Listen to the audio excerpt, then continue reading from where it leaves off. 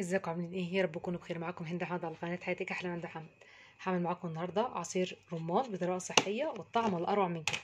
انا بجيب الرمان يا جماعه وبفصصه زي ما انتم شايفين كده، وبحطه في حافظه طعام وبحطه في التلاجة. يا اما بشتغل في ساعتها، يا اما بفصصه وبعمله عصير في ساعتها. يا اما لو انا عندي الوقت ضيق بحطه في حافظه طعام زي ما انتم شايفين كده، وبحطه في التلاجة وبشتغل فيه وقت ما بكون فاضيه. بس يفضل في خلال الاسبوع مش اكتر من كده. اول حاجه هجيب بوله كبيره خلاص واحط فيها الرمان. جبت بوله كبيره كده زي ما انتم شايفين. هحط فيها بقى كل كميه الرمان اللي انا فصصته.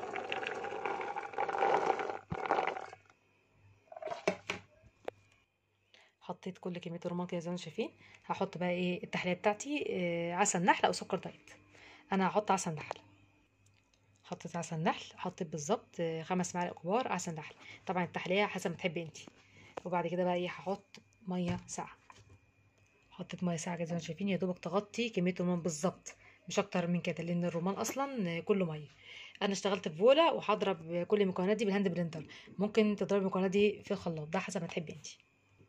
جبت الهاند بلندر، هبتدي بقى اشتغل بقى اضرب كل المكونات مع بعض.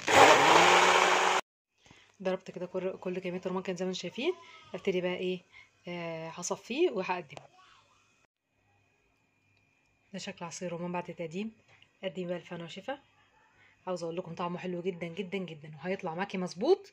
اهم حاجه تعمليه بنفس الخطوات اللي انا عملتها معاكي.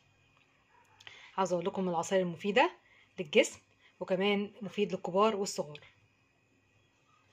واحنا دلوقتي في موسم الرمان، فنستغل بقى الموسم ده ونبتدي بقى نعمل عصير ده كتير. ان شاء الله تجربوه وتعملوه بالطريقه دي ويعجبكم ان شاء الله. لو عجبك العصير لايك واشترك في القناه، ويا ريت تدعموا الاشتراك. والسلام عليكم ورحمه الله وبركاته.